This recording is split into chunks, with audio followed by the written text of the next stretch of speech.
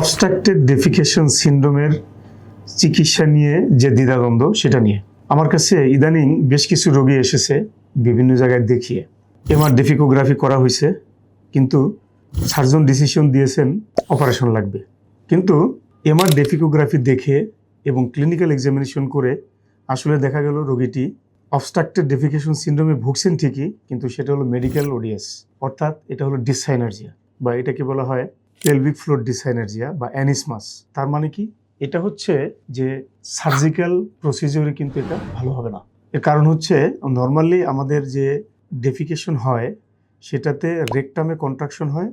যখন রেকটামে কন্ট্রাকশন হয় at the same time anal sphincter relaxation হওয়ার কথা, কিন্তু আনফর্চুনেটলি এই রোগীদের ক্ষেত্রে হয় দুইটা কন্ট্রাকশন একই সাথে, যার ফলে স্টুল রেকটামে থেকেও সেটা বের হয় না, তখন আঙ্গুল দিয়ে বের করতে হয়। এই রোগীরা হচ্ছে খুবই সাফার করেন এবং বিশেষত তারা একসময় মানসিক রোগের আক্রান্ত হয়ে যান।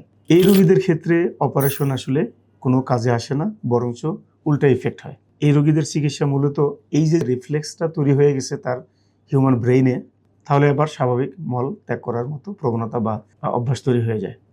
তো এটা করতে কি থেরাপি লাগে? এটাকে বলা হয় বায়োফিডব্যাক থেরাপি। সুতরাং একজন পেশেন্ট যদি ডিসসাইনার্জিয়াতে ভোগেন, সেটাকে অপারেশন না করে বরঞ্চ দিতে হবে বায়োফিডব্যাক থেরাপি, অর্থাৎ তার যে এই রিফ্লেক্স সিস্টেমটাকে মূলত থেরাপির মাধ্যমে চেঞ্জ করে দিতে হয়।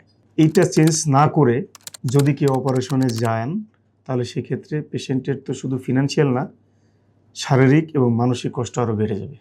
সুতরাং অবস্ট্রাকটেড ডেফিকেশন সিনড্রোমের শল্য চিকিৎসার পূর্বে অনেকবার ভেবে চিনতে ডিসিশন নিতে হয় যে এটা আমি আদৌ অপারেশনে যাব কি যাব না।